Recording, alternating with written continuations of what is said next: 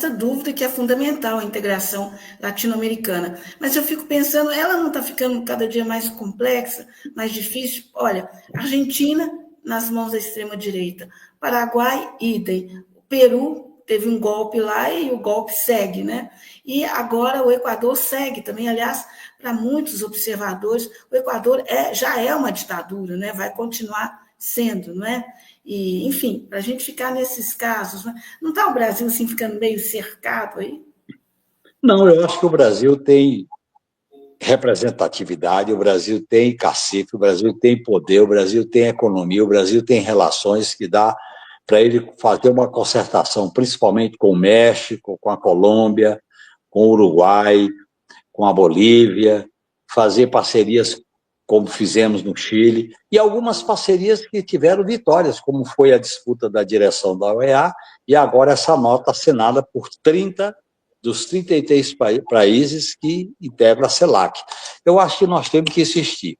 A integração latino-americana é fundamental, estrategicamente importante para o Brasil defender os nossos interesses e os interesses da América Latina. Os interesses do Brasil e da América Latina são interesses convergentes, complementares.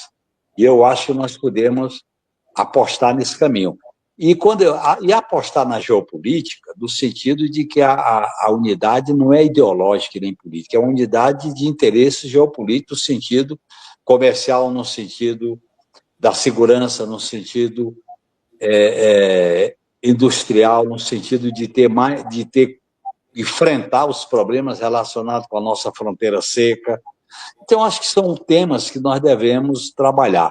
E não tem como a gente enfrentar a grande questão do momento, que é a crise climática, se a gente não fizer essas parcerias. E a COP30 em Belém vai ser um momento importante, tá certo? Essa reunião com a China vai ser também muito importante. Portanto, eu acho que o Lula está dando uma sinalização de novas escolhas diplomáticas. E, no meu modo de entender, isso é positivo. Agora, tem que ir à frente, tem que ir em frente. Vai surgir a oposição interna, vai surgir a pressão da grande mídia comercial, corporativa, familiar, vai surgir setores da burguesia brasileira que tem uma postura subalterna aos Estados Unidos, que vão criar dificuldades para essas iniciativas do governo. Agora, para a gente caminhar para o final, essa questão específica dos Estados Unidos com a China, né? Essa tarifa absurda, o super tarifaço, né, do governo Trump em relação à China. O senhor acredita que isso possa caminhar por uma guerra quente, né? Porque, por enquanto, estamos, entre aspas, numa guerra de tarifas, uma guerra fria ainda, né? Mas o que antecedeu a Segunda Guerra Mundial foi alguma coisa, né, parecida, né? Uma extrema-direita, uma pressão, e, de repente, a coisa vira uma guerra quente. O senhor vê alguma semelhança? Tem preocupação nesse sentido? Olha, Angela, a China está ganhando a batalha contra o tarifaço. Os Estados Unidos é que estão com dificuldade. Exatamente. Eu acho que o imperialismo, na medida em que ele passa por uma decadência financeira, uma decadência geopolítica, uma decadência social, uma decadência, inclusive, interna, nós temos que considerar que ele tem poder militar, tem domínio em várias partes do mundo, tem poder financeiro, e o império não cai de morte morrida, tem que ser de morte matada. Portanto, todo imperialismo causa muito estrago. Veja o que aconteceu com o imperialismo francês, o imperialismo britânico, o imperialismo belga, né? A gente sabe como é que se verificou na história da humanidade. Portanto, eu acho que nós corremos risco de conflitos mais violentos, mais abrangentes. Eu acho que a gente corre risco. No meu modo de entender, a luta pela paz, a luta pela autodeterminação, a denúncia do imperialismo, as parcerias geopolíticas têm que ir no sentido de enfrentar o risco de guerra. Assim como a gente tem que enfrentar a questão da guerra, defender a paz, a questão da crise ambiental, a questão social, que é muito grave, a questão da migração, A questão, por exemplo, da defesa do povo palestino é fundamental, a autodeterminação do povo palestino. Nós não devemos aceitar que o imperialismo pratique o que quer praticar em relação ao povo palestino. Aquilo ali pode se transformar num dos maiores genocídios da humanidade, praticado pelo imperialismo americano e pela direita e pelo governo de Netanyahu. Portanto, eu acho que nós estamos vivendo, Ângela, num mundo quente.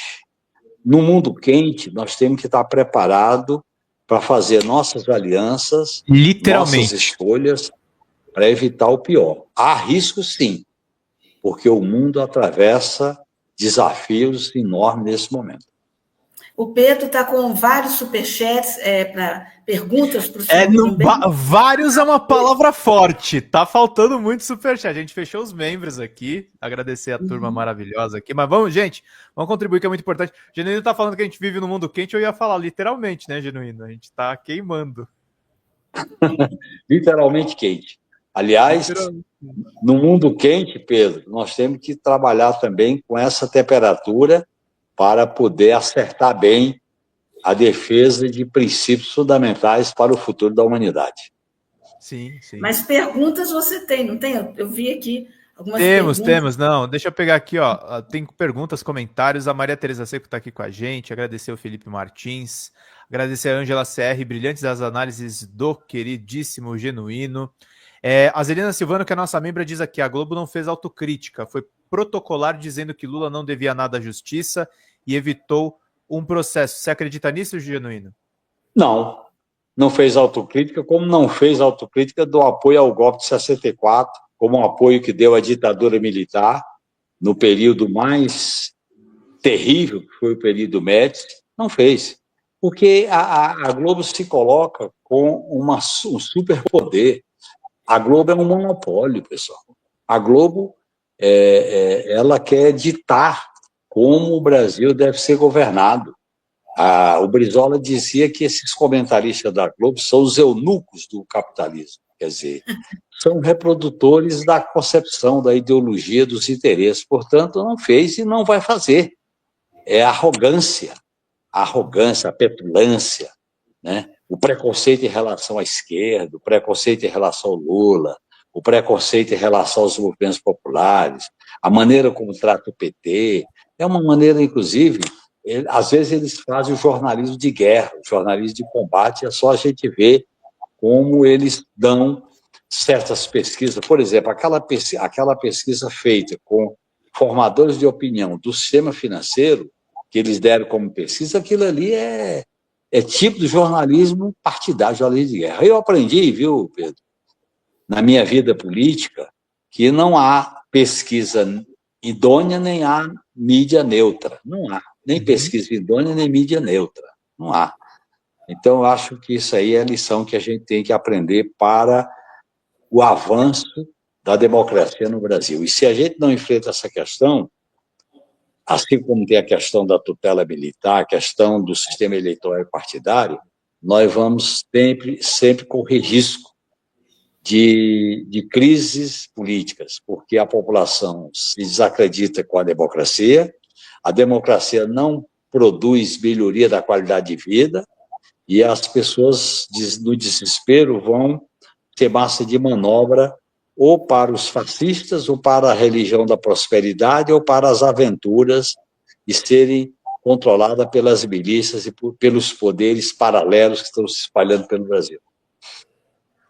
Deixa eu pegar aqui outros comentários de vocês. Muito bom aqui o Genuíno falando a respeito da terrível Rede Globo. Valdelice Silva, obrigado pela ajuda.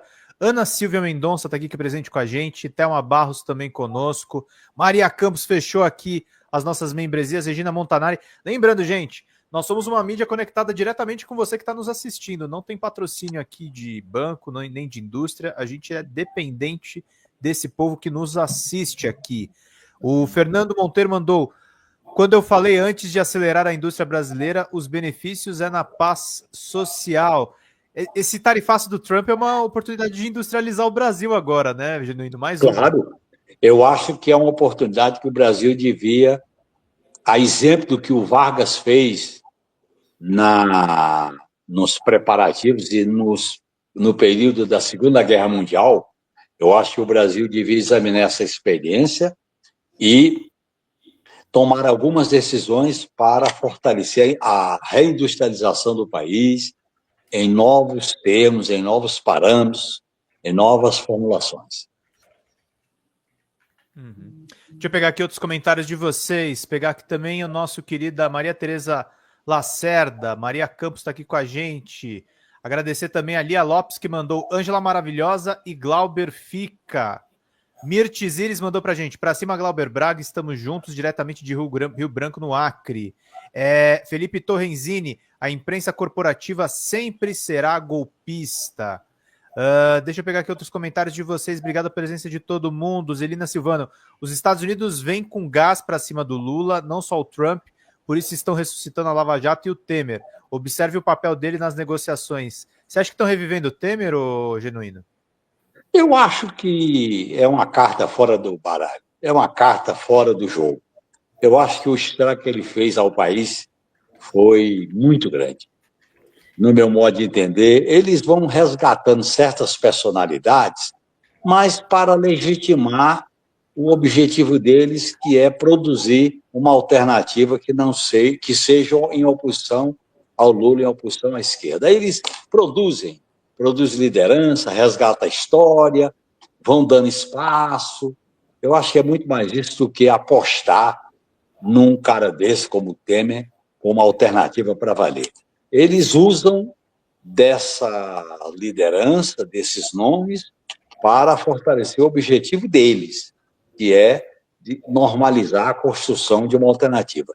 Eles, como o Bolsonaro não vai ser candidato, é carta fora do baralho, eles vão tentar buscar um nome que seja uma espécie de consenso da extrema e da velha direita. Por isso que eles fazem esse jogo, ora com Temer, ora com Caiado, ora com Ratinho e ora com a principal ameaça fascista, que é Tarcísio, que executa em São Paulo uma política de segurança fascista. E veja o que aconteceu com a PM de São Paulo, na cidade de Rio Preto, um ritual nazista praticado por membros da PM de Ribeirão Preto. Agora, a mídia tentou ressuscitar, tirar das catacumbas, né, o Temer, inclusive para ele dar lição, né, para o ministro Alexandre de Moraes, né? Não, ele dizia, foi uma indicação minha, e o ministro tem muito bom senso, ele vai saber como agir, com moderação. Isso é uma tentativa do Temer de puxar as orelhas do indicado dele? Mas isso não adianta. É a mesma coisa que eles tentam fazer com o Fux. O Fux estabeleceu uma boia para melhorar a situação dos golpistas, que estão no núcleo principal na forte denúncia apresentada pela PGR e aceita pelo Alexandre de Moraes. Eu acho que são tentativas tão medíocres, tão sem sentido, que, no meu modo de entender, se a gente se articula melhor, se a gente afirma nosso caminho, se a gente dialoga mais com a sociedade, eu acho que o país está se mexendo de maneira mais ativa. Por exemplo, quem podia imaginar a repercussão do filme Ainda Estou Aqui? Quem podia imaginar que a gente ia fazer um ato muito simbólico, significativo, no dia 30 aqui em São Paulo, que tinha no mínimo 10 mil pessoas? Quem podia imaginar que um deputado toma uma decisão corajosa e tem que forçar um tipo de negociação? Portanto, eu acho que tem movimentos, tem saído. Nós não podemos aceitar se acomodar, nós não podemos aceitar os limites da ordem neoliberal, da ordem imperialista. Isso, para mim, é fundamental como perspectiva política. Deixa eu pegar aqui outros comentários de vocês. Vamos lá, queridos. José Cruz, Genuíno, o senhor vai ser candidato? Seja, por favor. Não, eu não vou ser candidato, viu? Eu estou trabalhando muito no PT, eu estou trabalhando na formação, na elaboração política, na troca de experiência. Eu estou visitando alguns estados, estou lançando alguns livros, um sobre a minha experiência na Constituinte, com a companheira do PSOL, a Andréa Caldas, o outro é sobre a minha o relato da minha vida, eu estou trabalhando muito com essa experiência política e está sendo muito importante ajudar as novas gerações a participar da política, a reformar o PT, a uma aliança do PT com os demais partidos de esquerda. Eu estou empenhado nisso.